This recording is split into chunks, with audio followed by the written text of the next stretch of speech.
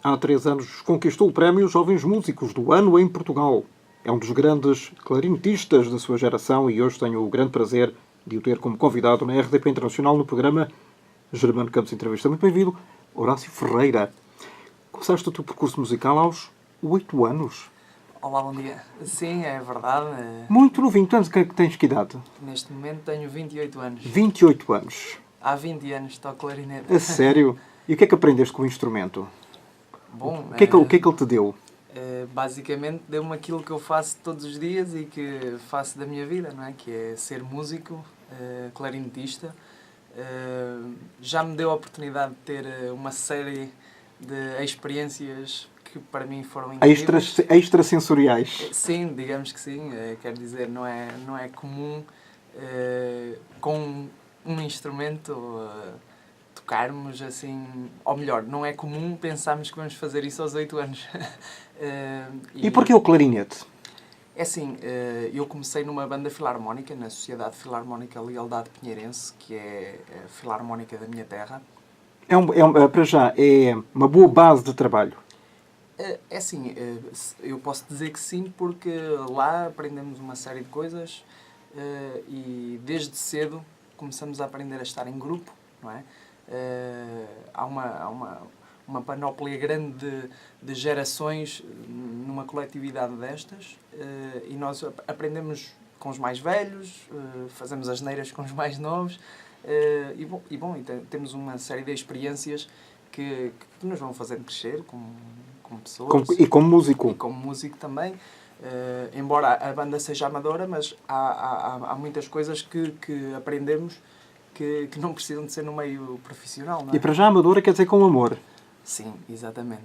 Não quer dizer que seja pior ou melhor que uma banda profissional, não é?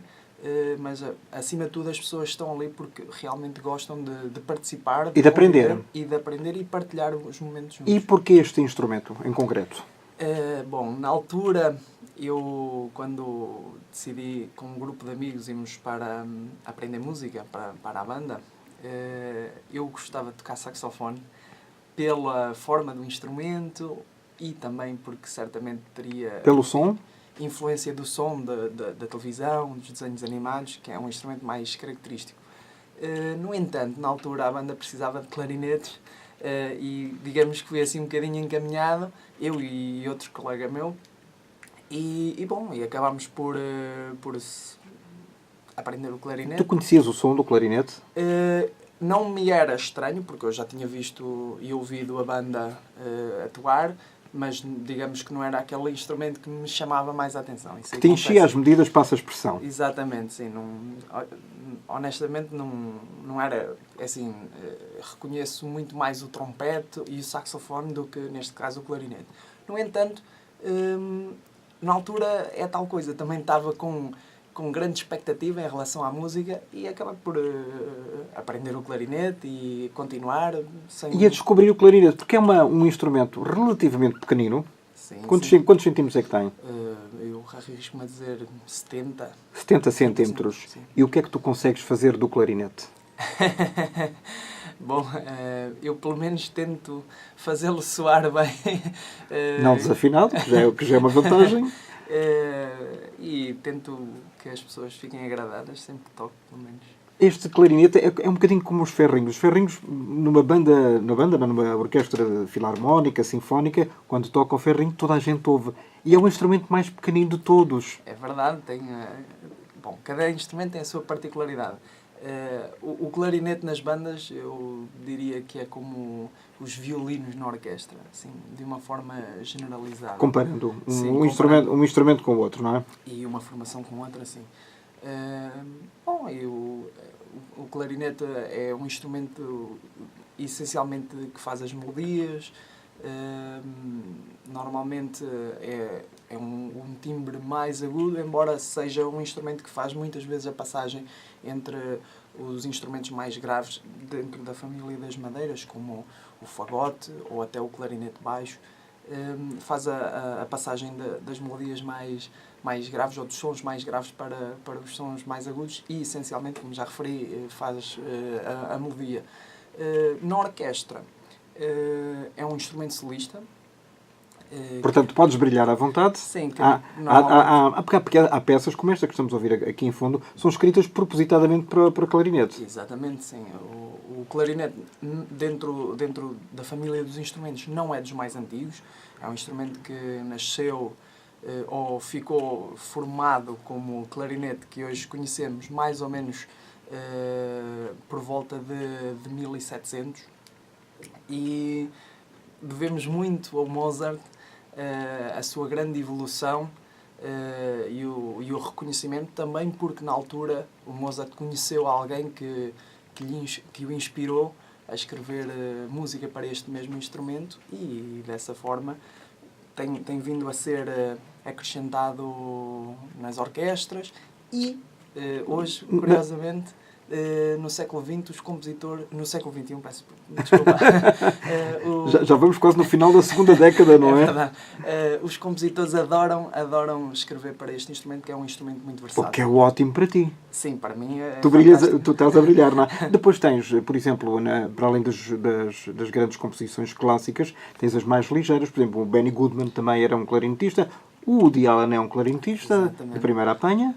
Sim, é assim, quando no início do século XX, precisamente... Aí sim, século XX. 1918, o jazz... Há 100 anos. Exatamente, há 100 anos, é verdade, o tempo passa. O jazz começou a ganhar alguma forma nos Estados Unidos e o clarinete, por ser um instrumento versátil e ligeiro, digamos assim, tocar muitas notas e com um som não agressivo como, entre aspas, o trompete, não ferindo aqui suscetibilidades, mas tem características de som bastante próprias. Foi um instrumento que as pessoas gostavam de ouvir e, neste caso, temos um bom exemplo de um grande clarinetista, não só de jazz, mas também clássico, que foi o Benny Goodman. Efetivamente. Tu nasceste não numa grande cidade, nem Lisboa, nem Coimbra, nem Porto. É verdade. Onde é que foi? Eu nasci em Santa Combadão. No distrito de Viseu. Exatamente. Santa Combadão, que é conhecido por ser a terra de Salazar. Salazar, exatamente. Assim, toda a gente me confronta com isso. É curioso. É quase que inevitável. Sim, também é uma forma das pessoas ficarem a conhecer. Olha, pelo menos que seja por ser também o teu berço de nascimento, já não é mau, é? Sim, eu fico lisonjeado com isso. Embora é normal, faz parte da história e certamente o Salazar tem o seu lugar lá na história e neste caso... Tu traz o teu. Eu terei o meu, espero eu. Quando é que saíste de casa e da Santa Combadão para ir para o Porto para estudar? Eu fui estudar para a Escola Profissional de Música de Espinho, que digamos... Ao de Espinho, sim, ao lado do Porto. Que foi basicamente quando eu decidi seguir música profissionalmente. Com que idade? Eu tinha 14 anos. E era isso que tu querias fazer? Na altura, sim, eu tinha... Em 6 anos, a tua cabeça foi formatada para a profissionalização musical? Digamos que sim, porque foi quase um crescimento. Eu era bastante acarinhado na banda, as pessoas reconheciam-me talento, as pessoas mais velhas e que me ensinavam diziam que eu efetivamente devia seguir música e tentar... E tu começaste a desconfiar que elas tinham razão? E eu, assim, eu adorava tocar clarinete, eu gostava de receber aqueles elogios. Faziam bem ao ego? Sim, fazem. É assim, toda a gente gosta de ser elogiada, por muito pouco que seja, toda a gente gosta. E um músico trabalha, no fundo, para ser elogiado, não é? E neste caso, eu, pronto, também, apesar de gostar de receber esses elogios, também gostava de tocar clarinete e era algo que me dava prazer. E então eu pensei que, efetivamente, isso poderia ser algo que eu pudesse ser, e porque gostava de ver orquestras e também tive um momento que me fez despertar especial atenção, que foi quando eu ouvi a Orquestra Metropolitana de Lisboa, em 2002, no Teatro Académico Gil Vicente, em Coimbra, onde um clarinetista sueco, mas que tem a vida dele nos Estados Unidos, que se chama Håkan Rosengren, tocou um concerto a solo com a Orquestra Metropolitana e eu fiquei maravilhado com aquilo e na altura pensei, uau, isto era mesmo aquilo que eu queria fazer, que eu gostaria um dia de fazer, tocar a solo com a orquestra. E pronto, e então as coisas iam ficando cada vez mais claras para mim, como acho que devo seguir música. Clara ou clarinetista? Não, clarinetista profissional. Tu foste para Espinho. Quantos anos é que lá ficaste? 3 anos. Eu fiz o 12º ano. Eu fui para o 10º ano, fiz o 12º ano em Espinho e depois segui naturalmente para... E foste viver sozinho para Espinho?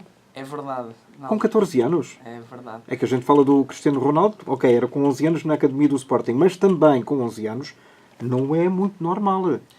É assim, na altura... Mas era aquilo que tu tinhas que fazer, ou saías de casa para uma cidade com mais potencialidades e com mais condições, ou então estagnavas.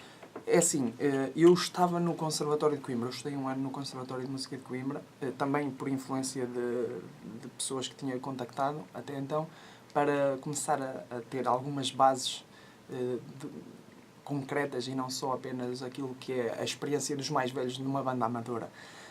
Há um aspecto curioso que é, nós hoje em dia, e eu tenho até comentado com alguns amigos, desvalorizamos um pouco aquilo que é sair de casa para ir estudar música, porque hoje em dia todas as pequenas localidades têm uma escola de música, têm professores formados, e não me fazendo um bocadinho da velha guarda, porque considero-me bastante jovem ainda, mas efetivamente eu acho que pertencia ainda a um período onde era difícil sair de uma pequena localidade do interior, digamos assim, para aprender música profissionalmente. E neste caso, eu não conhecia outras escolas profissionais de música. Só quando cheguei a Espinho é que eu me apercebi que existia, por exemplo, a Escola Profissional de Música da Covilhã, a EPABI, ou a Artave, em Famalicão e Santo Tirso, Mirandela, e não conhecia mais nenhuma. Portanto, quando eu saí para ir estudar música foi quase um grande passo, e na altura lembro-me que tive uma conversa até bastante séria com a minha mãe, porque ela queria ter a certeza que era aquilo mesmo que eu queria fazer, uma vez que ia para ela tinha mais dúvidas do que tu? Sim, ela tinha muito mais dúvidas que eu. Para mim, o que é que ela dizia? Nós na altura tivemos uma conversa e ela perguntou-me se... Não é de homem para o homem, não é? Mas de filho para mãe. Basicamente, ela perguntou-me se era mesmo aquilo, se eu estava seguro, se tinha futuro, se seria se ser músico, neste caso, era só tocar na banda, ou o que era.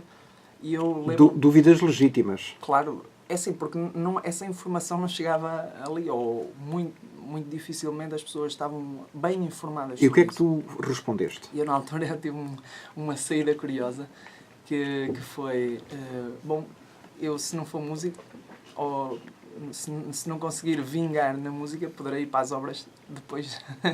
Portanto, seja, as obras são sempre o último recurso. Eu na altura lembro-me que tive assim essa saída e foi como, bom, então se calhar ele está mesmo seguro que é isto que quer. Porque eu, pronto, fui um pouco destemido, digamos assim. Para mim aquilo era claro, era aquilo que eu queria seguir. Se calhar até podia estar enganado. Mas... E o tempo deu-te razão? E até agora eu estou bastante feliz e espero continuar. Claro, Portanto, claro. O tempo, se calhar, só vou fazer essa reflexão daqui a uns anos. Em Espinho, eras o único clarinetista ou havia mais rivais, digamos assim, a disputar o mesmo lugar? É assim, na altura, a concorrer, eu não me recordo exatamente quantos éramos, mas sei que só havia 2 vagas, entramos os 2, fui eu e outro rapaz. De qualquer das formas, na altura só havia turmas do 10º ao 12º e havia 2 clarinetes por ano. Basicamente era uma formação orquestral, digamos que cada turma seria uma pequena orquestra. Ou seja, havia 2 clarinetes, 2 oboés, 2 fagotes, alguns violinos e a turma era constituída dessa forma. Depois de Espinho, onde é que o professor António Saiote entra na tua vida? É assim, o professor Saiote era já extremamente famoso. Quando eu cheguei a Espinho, eu comecei logo a ouvir falar imenso dele, pelos alunos que ele... Não o conhecias pessoalmente? Não o conhecia. Apenas tinha uma gravação de um CD dele com uma orquestra clássica do Porto. Eu fui estudar também com um ex-aluno dele, que foi o Luís Carvalho. E muito facilmente no meio da música se começam a conhecer as referências, e o professor Sayote é sem dúvida uma referência em Portugal e mundialmente, obviamente, mas no clarinete em Portugal ele teve um plano de destaque tão grande que nós desde cedo começamos a ouvir falar do professor Sayote, e eu não fui exceção quando cheguei a Espinho.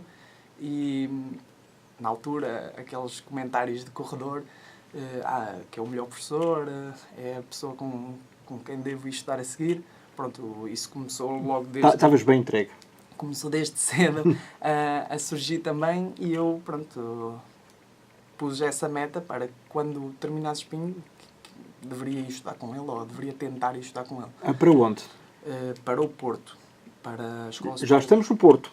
Já saímos de Santa Combadão, passámos por Coimbra, Espinho, e depois estamos no Porto. Se bem que eu conheci pessoalmente o professor Sayote em 2005, quando houve um masterclass na Academia de Música de Costa Cabral, promovida pela Banda Sinfónica Portuguesa, onde ele me escutou pela primeira vez, e eu tive o privilégio de o conhecer. Na altura, para mim, era um pequeno ídolo. O que é que ele te disse nessa altura?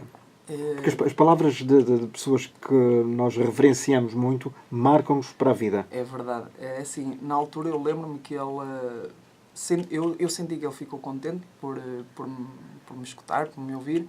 E eu toquei para ele a sonata de Pierre Sancan, que ele me disse, a primeira coisa que ele me disse foi: olha, já não toco isto há 17 anos. E ele foi extremamente simpático. Na altura ensinou-me a trabalhar com calma as partes técnicas, e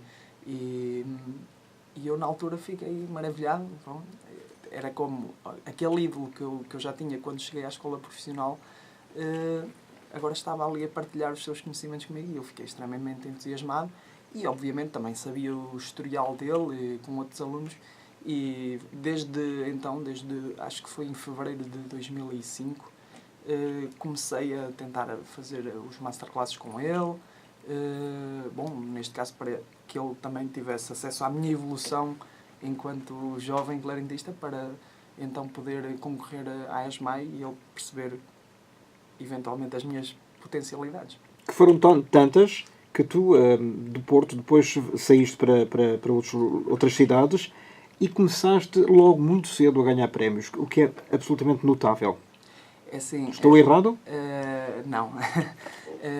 O meu primeiro prémio, o primeiro concurso em que eu tive sucesso, não é?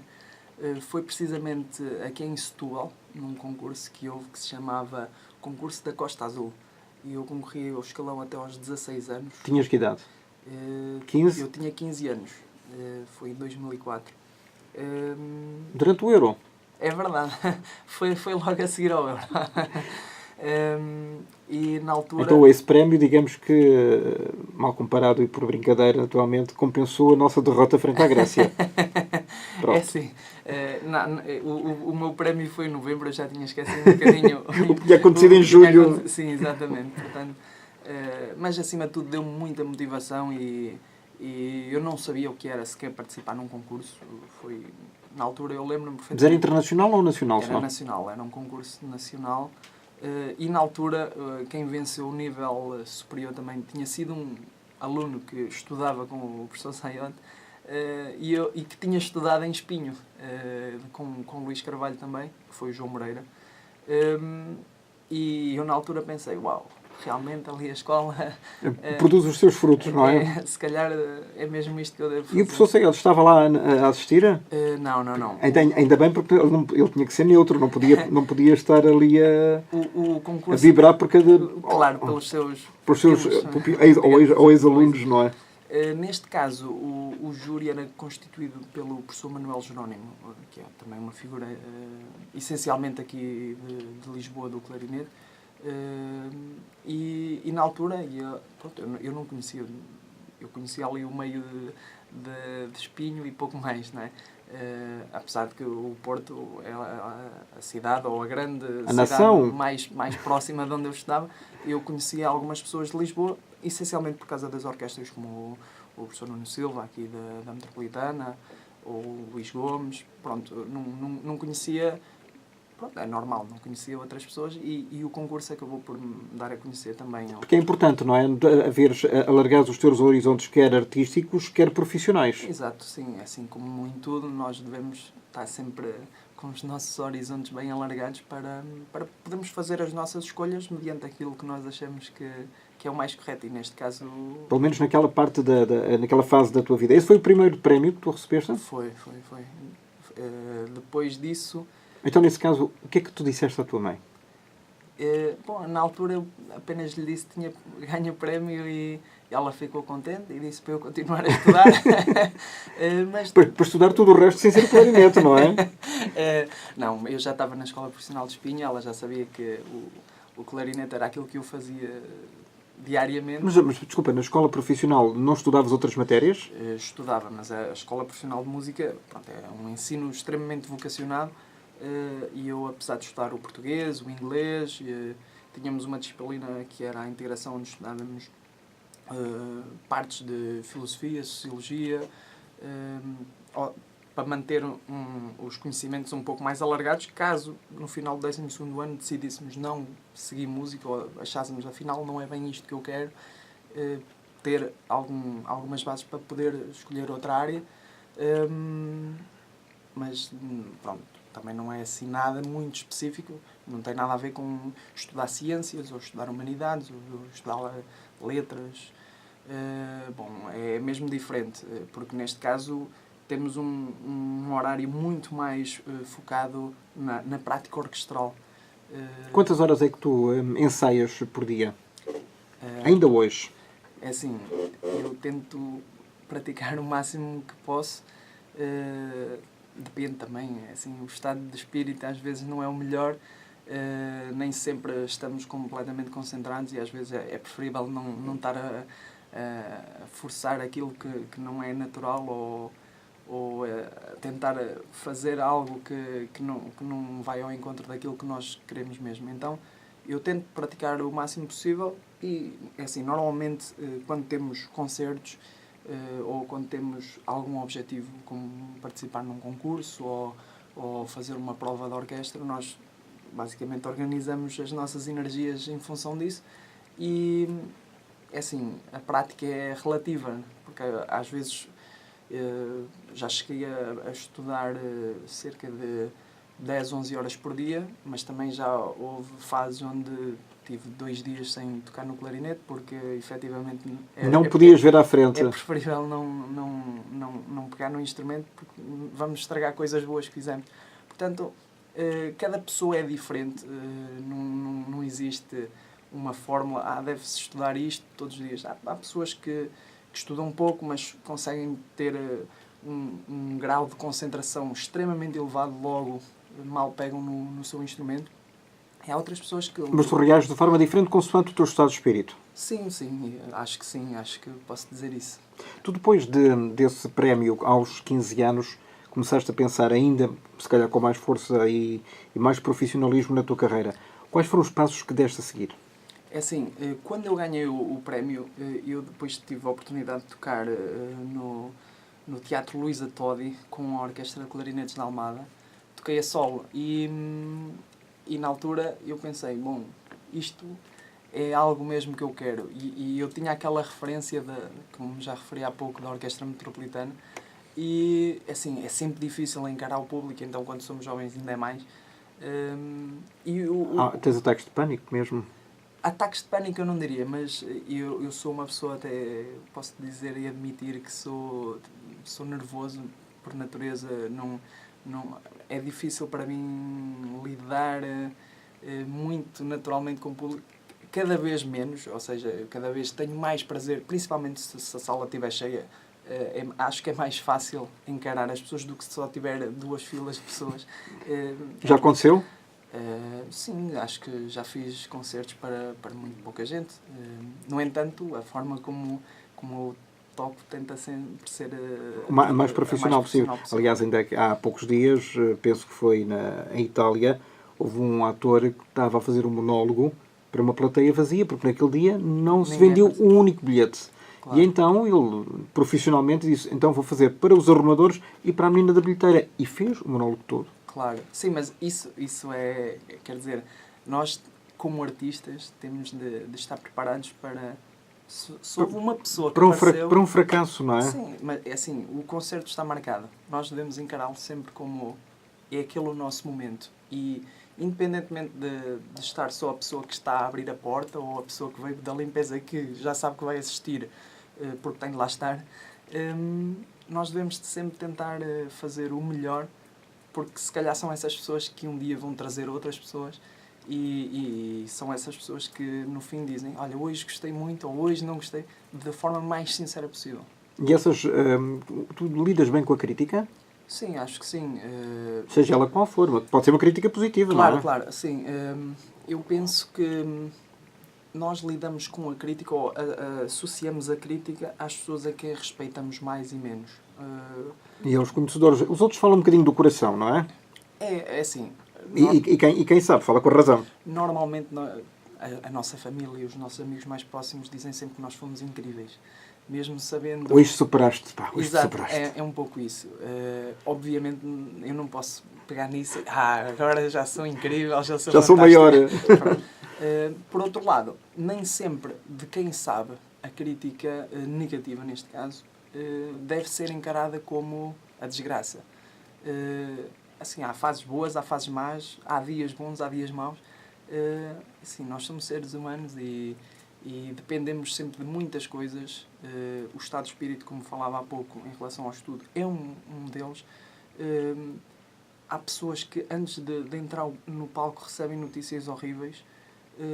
Já tiveste conhecimento de alguém que tenha tido momentos antes a notícia do falecimento, por exemplo, de alguém? Sim, curiosamente, aqui há cerca de 2 dias estava a ter uma conversa com um amigo que me dizia que o Jorge Almeida, o primeiro trompete solista da Orquestra Sinfónica Portuguesa, há uns tempos, há cerca de 2 anos, ia entrar num concerto nos Açores e estava a entrar no palco e estava a receber chamadas da família e de repente ele atende, porque já eram demasiadas chamadas antes de entrar para o concerto. Começava a desconfiar. E ele, bem, o que é que se passa?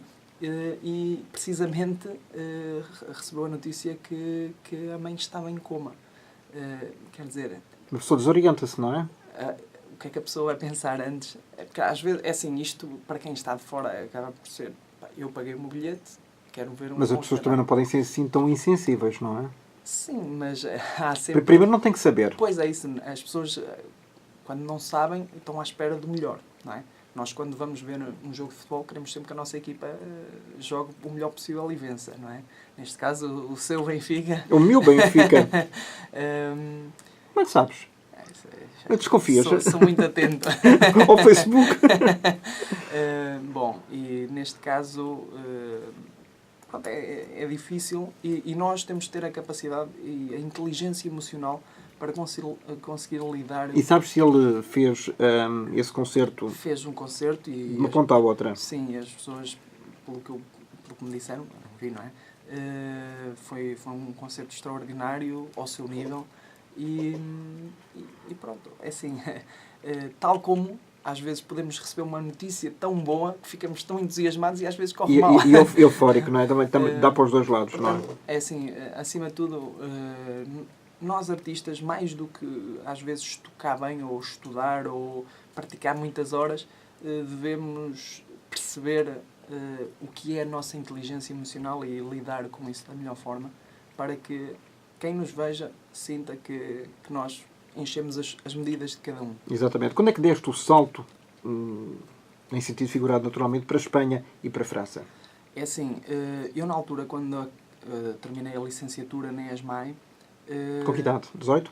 Não, a licenciatura terminei... Com a licenciatura. Eu ia fazer 21 anos, mas eu terminei a licenciatura com 20 anos. Então, eu na altura... decidi que tinha de começar a... Portugal era pequenino para ti?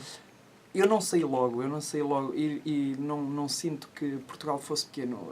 Apenas eu sentia que precisava de ouvir outras coisas e tentar abrir um bocadinho alargar as minhas ideias, uma vez que eu também já tinha participado em concursos internacionais e tinha visto muitas pessoas a tocar de formas diferentes, tinha contactado com pessoas que tocavam, para mim, desde o meu ponto de vista, tocavam mesmo muito bem, e eu achava que devia conhecer outras pessoas para saber como é que elas estudam, como é que... O método de trabalho, Exato, não é? sim, no fundo, experienciar um pouco outras coisas. Só que na altura não foi logo possível para mim, por algumas razões, uma delas financeiras, e então eu estive a trabalhar durante 2 anos, estive a lecionar, e depois houve a oportunidade nesses 2 anos, ou seja, eu terminei em 2009 e em 2011, efetivamente tive a oportunidade de ir para a Espanha. No entanto, eu no ano de 2010 tive algumas aulas particulares em Paris, precisamente, com um clarinetista internacional, solista internacional, Florent Hérault, onde onde ele me disse algumas coisas que eu efetivamente deveria melhorar e na altura fez-me despertar para outro tipo de interesses, e eu penso, Como por exemplo? a minha maneira de tocar, a forma de estar em palco. A forma de respirar. Sim, sim. Aliás, eu costumo dizer que os instrumentistas de sopro andam uma vida inteira a aprender a respirar e a soprar. É fantástico. Mas no fundo é isso que eu sinto. Mas aprendem. Aprendemos, sim. E vocês aprendem a controlar, por exemplo, se uma pessoa estiver assim muito... Enfim, sei lá, com o coração na garganta, não é? É assim, Muito nervosa, não dá. é impossível, porque não conseguimos ter um controlo nenhum sobre a emissão do ar para o instrumento. Então, nós aprendemos a lidar com isso, aprendemos a controlar isso e aprendemos a, independentemente do que se esteja a passar à nossa volta, tentar que a nossa coluna de ar, que é assim a expressão técnica, esteja sempre o mais natural possível. Não podes espirrar. Nunca me aconteceu nada disso. Bom, então vamos passar para a pergunta seguinte. Isso não vamos puxar o espirro. Mas pode acontecer. Sim, acho que sim. Mas é engraçado que em concerto, ou mesmo a estudar, é raro nós tossirmos ou espirrarmos, porque, não sei, deve ser da concentração. As atenções e o nosso organismo deve estar centrado noutras coisas. Tu, quando estás a estudar, a tocar, a ensaiar, tu abstrais-te de tudo o que está à tua volta, dos problemas da vida, de outros que eventualmente possas ter? Quando estou mesmo concentrado, sim. Nem sempre isso acontece. Consegues passar para um plano superior, digamos assim? Sim, posso dizer que sim. É fácil. Quando estamos, por exemplo, quando estamos a tentar criar ideias para aquilo que estamos a fazer, por exemplo, ontem eu estava a tocar o concerto de Mozart e antes de tocar o concerto de Mozart, na preparação do concerto, eu tento criar as minhas ideias, ok, quero fazer este tipo de som, quero fazer a frase desta forma. E isso leva-nos, efetivamente, a um plano diferente que penso que é extremamente pessoal e que cada pessoa, cada músico vive de maneira muito própria, porque é a sua própria criação. Mesmo que seja algo incutido ou dito pelo professor, deves fazer assim, ou cuidado, a frase vai para a dominante, ou algo assim. É algo que, apesar disso tudo, é muito próprio e o público acaba por dar conta disso. Quando nós fazemos algo, as pessoas sentem, não sabem se calhar o que é, mas sentem algo diferente porque sabem que é da forma mais própria da pessoa que estão a ver. Exatamente. E tu és conhecido junto do grande público ou ainda não? É assim, eu penso que começa a ser um pouco mais conhecido do grande público. Horácio Ferreira, por favor. Se não sabem, fixem este nome. Muito graças ao Prémio Jovens Músicos. De 2014. De 2014, sim, porque eu fui vencedor também em 2007, mas efetivamente 2014 foi o grande ano, digamos assim. Uma iniciativa da Antena 2. Exatamente, que já vai para o 30º aniversário. Se não foi este ano, peço desculpa aos meus colegas e à Antena 2, onde eu também colaboro, Eu acho que Foi o 30º, é o 30º este ano, porque foi de 87 a 88, portanto, o 30º... o ano passado foi os 30 anos, exatamente. Este ano É o 31º. Aliás, o ano passado até houve um aspecto curioso, que o Luís Tinoco, o diretor do Prémio Jovens Músicos, eu na altura sugeri-lhe para criar uma orquestra só de vencedores ou premiados do Prémio Jovens Músicos.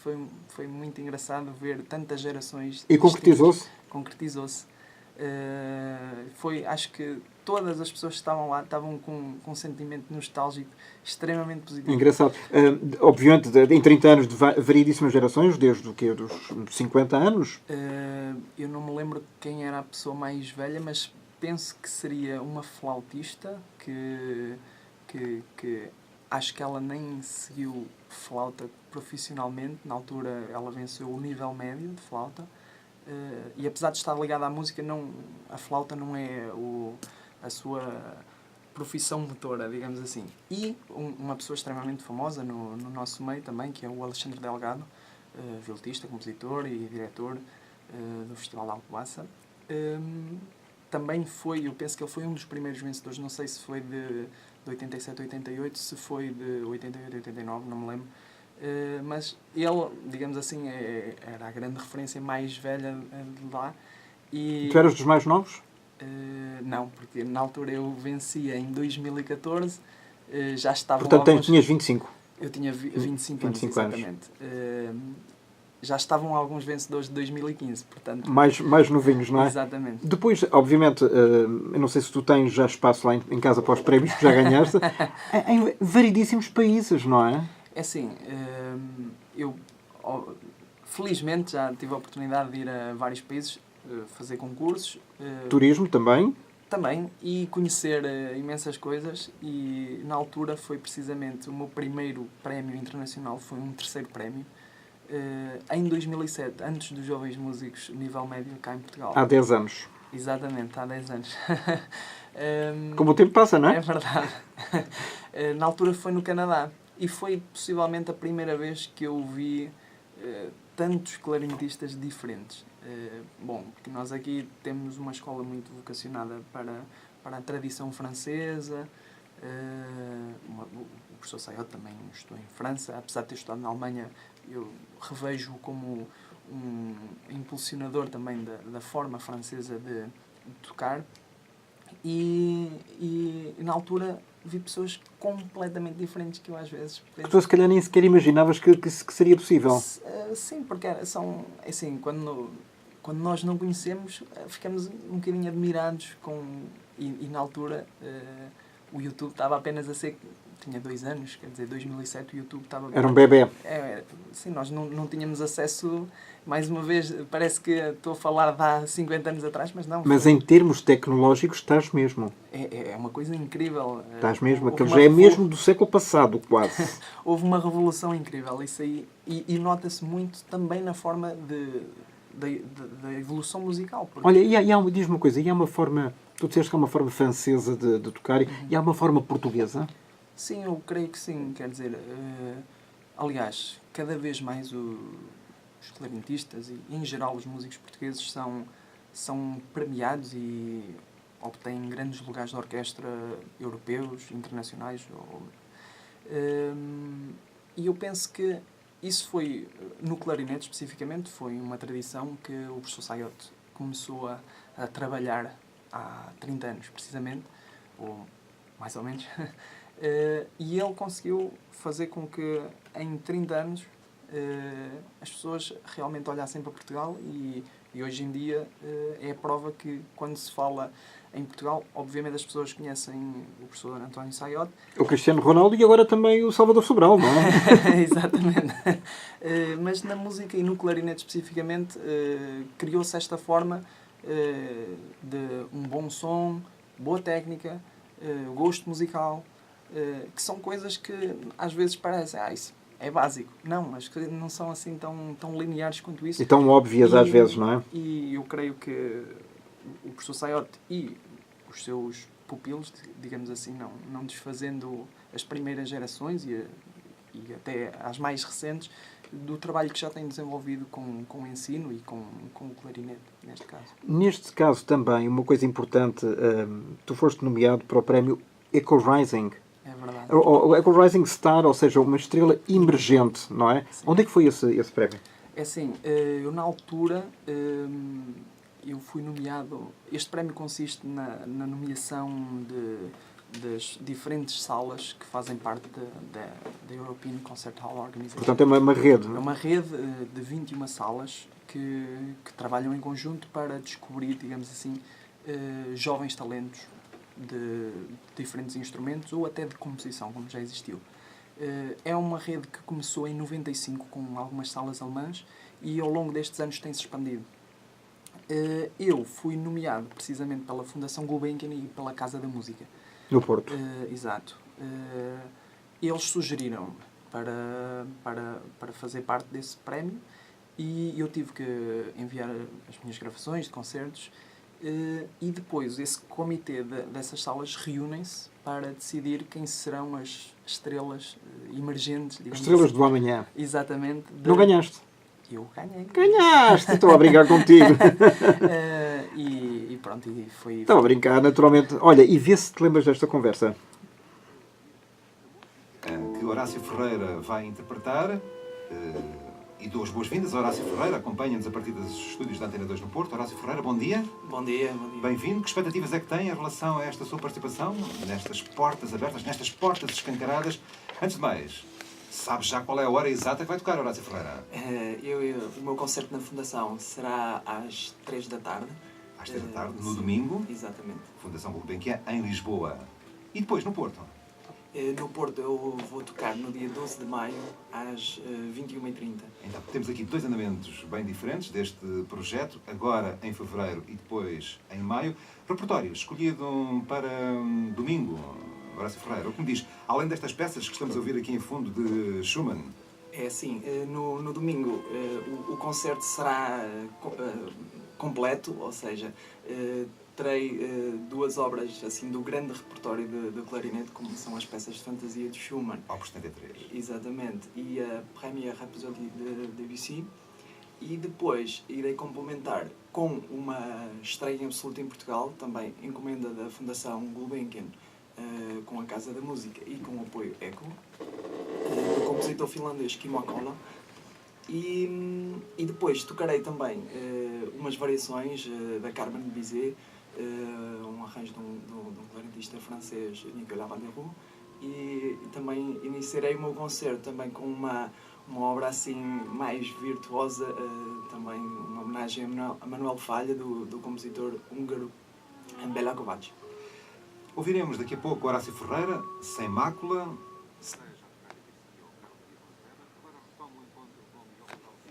Então, lembras-te disto? É verdade. Já tinhas ouvido alguma vez esta gravação? Não, curiosamente não. Até estou a achar piada. Estava assim um bocadinho nervoso a falar. Mas mantens a coerência, lembras-te disto tudo. Isto Sim. foi, portanto, em 2000 e... Bom, esta conversa foi recente, foi precisamente antes do dia de portas abertas na Fundação Gulbenkian, precisamente para a apresentação dos Rising Star deste ano, que ocorreu no dia 19 de fevereiro. Isto foram uns dias antes. Uns dias antes. E bom, era cedo, ainda era bastante de manhã. Vocês também não carburam muito bem de manhã, pois não? Depende das pessoas. Há dias que sim, há outros dias que não.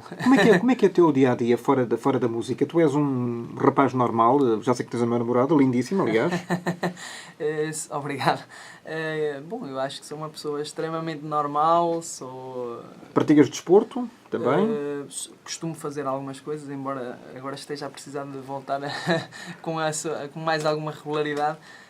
Mas assim, eu gosto muito de estar na minha terra, gosto de ajudar a desenvolver o meio cultural e neste caso tento ajudar ao máximo os projetos da banda da minha terra, neste caso. Tu moras lá em Santa Comba?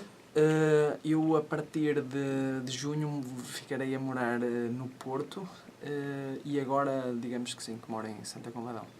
Portanto, quando eu for ao Porto posso-te ir visitar Pode-me vir visitar, fica já o convite feito. Ou vice-versa. Para este ano de 2017, para quem te está a ver e a ouvir simultaneamente, Tens algum projeto, algum espetáculo em perspectiva? É assim, este ano de 2017, apresentações em Portugal, não sei se terei mais, assim, de repente não me recordo. No entanto, ou melhor, apresentações como solista ou em recital. No entanto, as pessoas serão bem-vindas para vir escutar a Orquestra Filarmónica Portuguesa, que é uma orquestra relativamente recente, tem um ano. Tem concertos no Porto, em Santa Maria da Feira, no Algarve. Portanto, é melhor descobrir nas páginas da internet, Sim, no Facebook. As pessoas facilmente hoje em dia encontram o que quer que seja, ou então até a Banda Sinfónica Portuguesa, que é um projeto do qual eu estou desde o início, que é uma banda formada... Uma banda implica instrumentistas de sopro, exclusivamente. Deixa-me só, antes que me esqueça, não sei se referi isto, que esta conversa era tida com o nosso colega Paulo Alves Guerra. Sim. Portanto, peço desculpa ao Paulo e a todos os ouvintes que se não mencionei, aqui fica retificado. Desculpa. Não. Bom, então, as pessoas podem seguir estas duas formações diferentes. Uma que toca repertório eclético erudito e a outra toca arranjos das obras orquestrais e, essencialmente, faz um trabalho de divulgação de obras para orquestra de sopros, onde também convida maestros estrangeiros e as pessoas, se não conhecem, podem conhecer e devem conhecer e dar valor aos valores que nós temos cá e, sobretudo, da tua geração e da tua idade. Permanecer em Portugal é algo que tu tens neste momento na tua cabeça, ou ir novamente para o estrangeiro, ir para uma orquestra mais conceituada, em Berlim ou em Viena, por exemplo?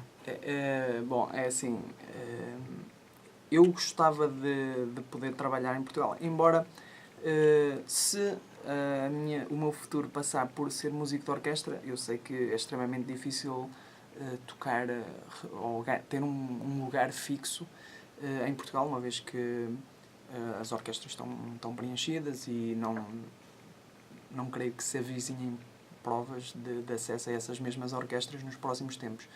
No entanto, eu para já tenho alguns concertos e estou a dar prioridade a uma carreira de solista e de concertista.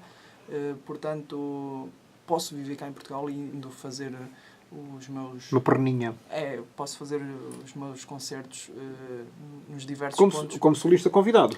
Sim, neste caso eu tenho alguns concertos agendados e alguma música de câmara também, o que para já é quase como viver de um sonho, porque quando começamos a estudar, no meu caso em particular, não pensei, eu vou ser músico de orquestra ou vou tocar numa orquestra a tempo inteiro. Obviamente isso à medida que vamos crescendo, isso é uma das opções, porque realmente não há muitas opções e ser solista é extremamente difícil.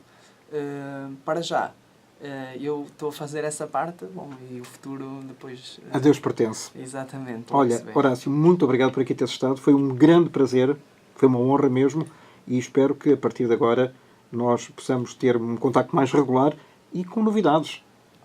Estes são os teus 28 anos, os primeiros. Depois logo se vê o que é que vai acontecer. Obrigadíssimo, o prazer é meu e é mesmo um gosto grande partilhar esta conversa consigo. Muito obrigado. Até à próxima.